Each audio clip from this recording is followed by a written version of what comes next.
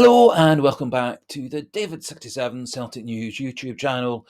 This Sunday morning video, obviously going to be a post-match review of what was in the end a very disappointing result for Celtic, losing the cup final 4-3 on penalties after 1-1 after extra time.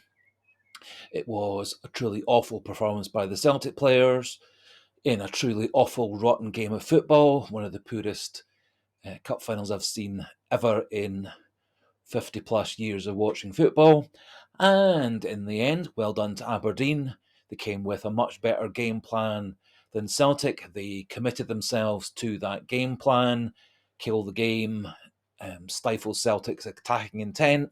Celtic had no real good ideas of how to break them down, and every single Aberdeen player committed fully to that match plan from Thielen, the Aberdeen manager, and in the end, they outlasted us, outfought us, outdefended us, and managed to hit 4 very good penalties. And their goalkeeper came up with a couple of saves in the penalty shootout to give them the cup 4-3. So, awful game of football, awful performance by Celtic. Well done, Aberdeen. In the end, Aberdeen committed to their game plan, played it very, very well, and our players and our manager were second best overall over the whole 120 minutes and penalty shootout. So in the video, we're going to have a wee look at some of the key incidents, the match stats, and my own match ratings for the players, and one or two other wee thoughts as we go through. As I said, it was a really rather rotten first half of football, especially.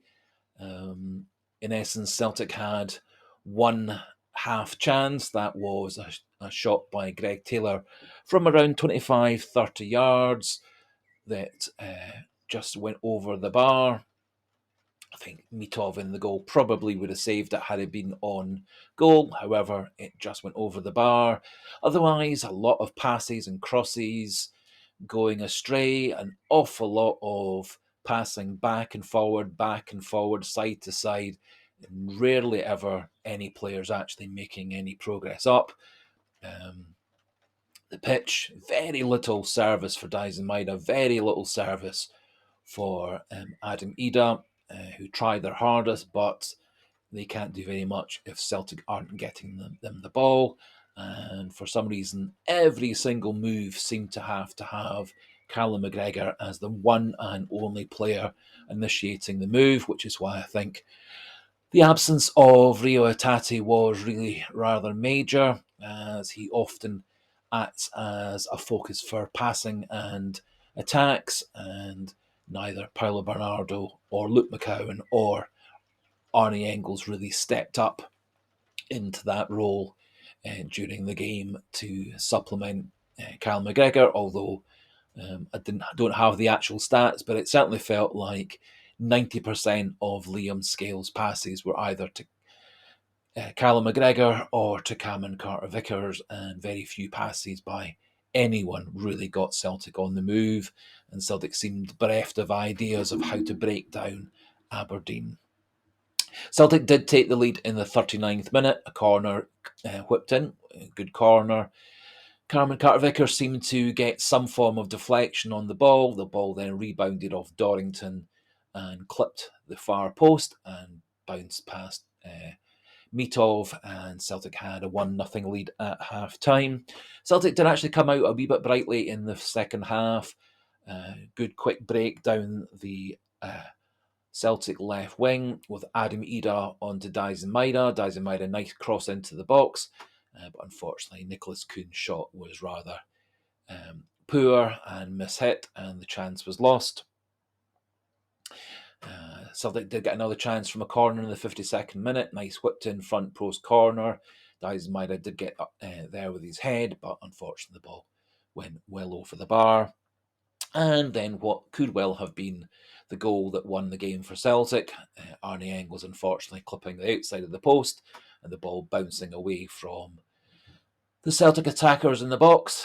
On another day, that bounces off the inside of the post and goes in, or bounces back for Ida or Maeda or one of the other Celtic players to tap away into the goal. However, that's the way things go. Rodgers then made a triple substitution, and I think Celtic lost quite a lot of their momentum and their attacking threats. At that point, I think having Maeda, Kuhn, and Ida on the pitch would have been of great benefit. I think certainly maybe swapping Kuhn off and putting on Forrest might also have had its merits, but we seem to lose a lot of our energy, focus, and ability to keep Aberdeen under pressure when we took off Kuhn and Ida at the same time. And Luke McCown added nothing when he replaced Arne Engels at that point either. Another quick breakdown, our left after a corner. James Forrest, rather poor crossing pass into the box. However, Yang had time to control and shoot. Instead, he completely wasted the chance. 72nd minute, Greg Taylor did have a nice shot, which was deflected over the bar for yet another corner. And then in the 82nd minute, Aberdeen got their equaliser. Bit of poor defending by Taylor down the left, some poor defending by Liam Scales at the front post. The ball then got into the 6-yard box, and Kasper Schmeichel made a terrible error for some reason trying to parry the ball out into the middle of the goal. Instead, it rebounded off his arm and went into our own net for an own goal in the 83rd minute. Quite why he didn't just try and catch the ball two-handed, don't know, but he seemed keen to go with it as a parry to push the ball out with his one arm only. I don't think it was due to his injury. I think it was just a misjudgment by Schmeichel and a very rare, uncharacteristic error, but an error that cost us the game in the end. And having said all that, 92nd minute of added time, Dyson made a clean through on goal. I think 9 times out of 10 you'd expect him to have scored it. Instead, Mitov saved it, although it wasn't actually a terribly good shot or terribly good effort by Maeda. And it kind of summed up Celtic. Not really taking their chances, not really having that wee bit of the green, but performing overall very poorly. Celtic did have a couple of possible goal chances in the extra time period. Aberdeen had a couple of chances also to score in extra time. Maybe they actually had the better chance, one of which they ballooned over the bar when they really should have just got the ball on target. However, Jeffrey Sloop, brilliant shot from just outside the box, clipped the bar. On another day, it just is a few centimetres lower and clips the underside of the bar and goes in. And unfortunately, it clipped the top of the bar and went over. And nice cross in from our right, and Johnny Kenny pretty much unmarked with a header from just outside the 6-yard box. And unfortunately, he completely missed his header and the ball skewed way past the post. And that was really rather disappointing. Penalty kicks. I actually was quite hopeful that we would win the penalty shootout, just like we did in the Cup semi-final 13 months ago, and we did in the League Cup final just before Christmas. However, this time around, Callum McGregor, not the best of penalties. However, if Mitov goes the other way, it goes in, and it looks like a good penalty. So Mitov, good save to not the best penalty Callum McGregor's taken. Aberdeen then hit 4 brilliant penalties. Johnny Kenny, Dyson Maeda, and Luke McCown all score their penalties, and so it's all down to Alistair Johnston, who in the last penalty shootout against Aberdeen came through to score a vital goal. This time, unfortunately, again, not a bad penalty by Johnston, but a very good save by Mitov to give them the cup. Looking at my player ratings for our 16 players who were on the pitch for us yesterday, I've given Kasper Schmeichel 6. He had pretty much nothing to do, a couple of very easy saves, but then he did have that rather catastrophic, uncharacteristic error to cause the own goal, so 6 for him. I've given 7 for Alistair Johnson and Cameron Carter-Vickers. I think they were Celtic's two best players. They both played with a lot of energy and effort. They defended well. They rarely looked ever in trouble, and Johnson did manage to get up and down the right wing, get into the crossing zones, win battles in midfield. Cameron Carter-Vickers did a good job keeping the Aberdeen strikers under control all by himself, and his passing for the most part was good, and he was involved in Celtic's one and only goal. 6 for Liam Scales and 6 for Greg Taylor. They both did okay, no major errors. They should have and could have defended better for the cross that they combined let in off our right wing. Greg Taylor wasn't his usual busy self. He seemed a bit under par. Liam Scales didn't have a tremendous amount to do. Most of it was passing back to Schmeichel, passing back to Carter-Vickers, passing back to Callum McGregor.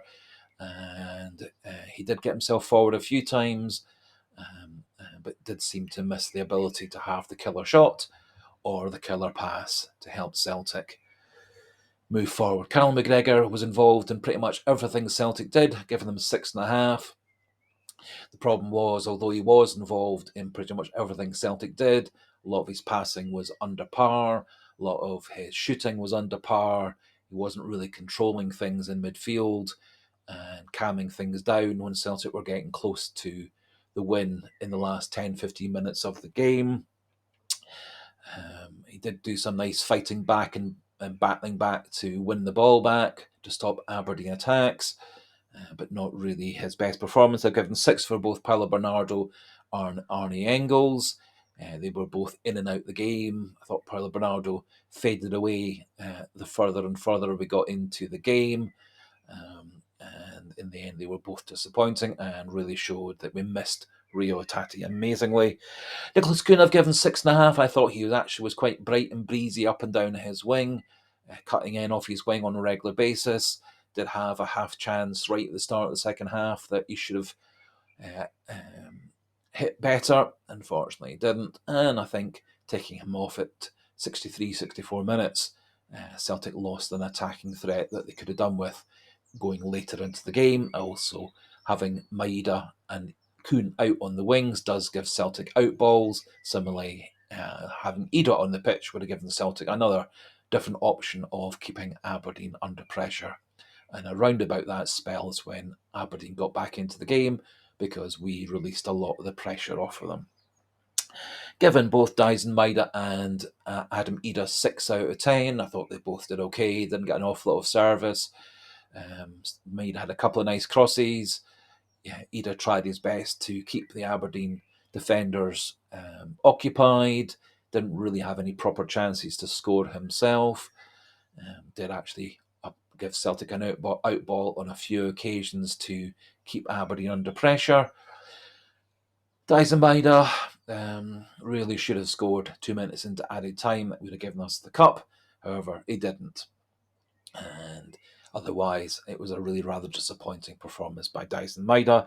In terms of the subs I've given 6.5 for Jeffrey Sloop, 6.5 for James Forrest. I thought they both looked bright. It was disappointing that Forrest went off with an injury, as I think he would have been useful deeper and deeper into extra time, and also would have been a handy penalty taker. Jeffrey Sloop looked a lot more active and creative and engaged than Greg Taylor had done. And he did have that brilliant shot that clipped the bar. Given 5 for Yang, I thought he was pretty poor. A lot of poor crosses, a lot of balls he lost control of. Did have a couple of half chances at the back post, which he completely fluffed.